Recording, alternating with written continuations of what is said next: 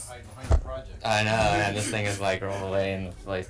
Okay, so my name's Kurt Harper. My name is Ricky Martinez. My name is Neil Demare. And we're all CPE majors, and we decided to build a sort of simple LED gaming platform, which centered around this screen right here. So overall objective, we used a custom body pretty much to build and hold all of the LEDs in a matrix. I think we did a 2-inch pitch for each one. It's all controlled by an Arduino on the back, which we'll show you a picture of. And the major points is that our IOs were input buttons. So these right here, we have a 4-button input, and then our output was the screen, and then a microphone that's built into the controller itself. Can you show the buttons again? Oh yeah, the buttons on top.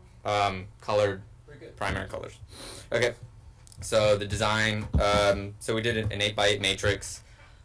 We built the matrix into a piece of plywood, and then we created a printed circuit board, which we can show you on the back, which is also pictured up here, in order to remove a rat's nest sort of issue that we were running into, and especially with the screen. We had a lot of wires going everywhere, so we figured a printed circuit board would be the way to go. And we're lucky that we had the resources to build our own. It saved us a lot of headache and issues.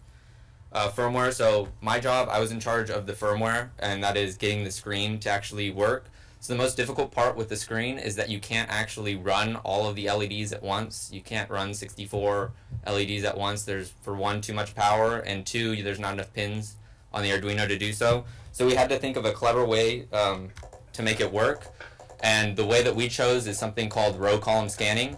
So row column scanning is where one LED or one row of LED works at one time. So right now you see a picture of an image on the LED screen.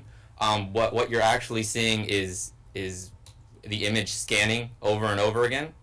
And then if I slow it down one more time, you can see it go row by row, and this is happening about 200. It takes, what are we getting, about once every 200 microseconds. It goes row by row by row. So we have an interrupt running that then refreshes the screen. So we spend about 40% of our cycle time just refreshing the screen. And that's pretty much the screen firmware. And then, we can do some fancy animations with it. So we run it fast enough.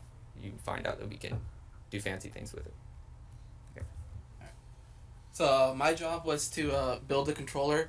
When we came to design the controller, we wanted to, for aesthetics-wise, match our game. We used 4 simple push buttons, like mentioned earlier, up, down, left, right. We also included, to make our game work, we wanted to, don't have to resend the code every single time, that we also included a reset command by selecting down all 4 buttons.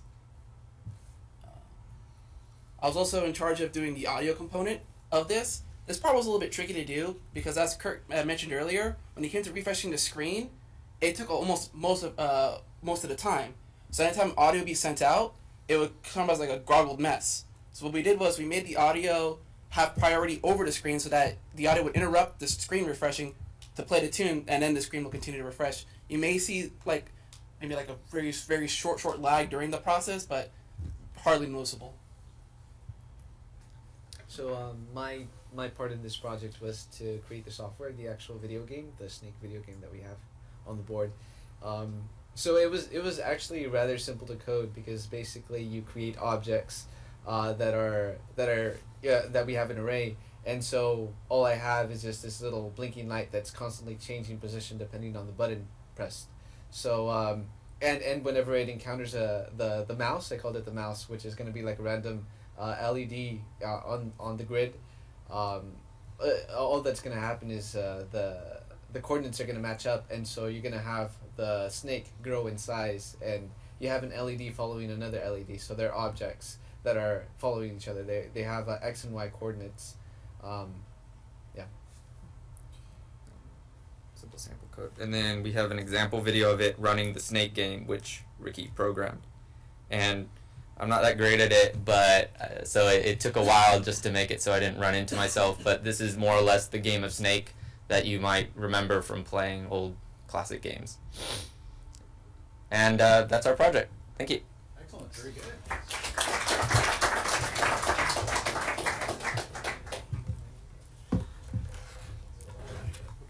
next up we have a gaming system.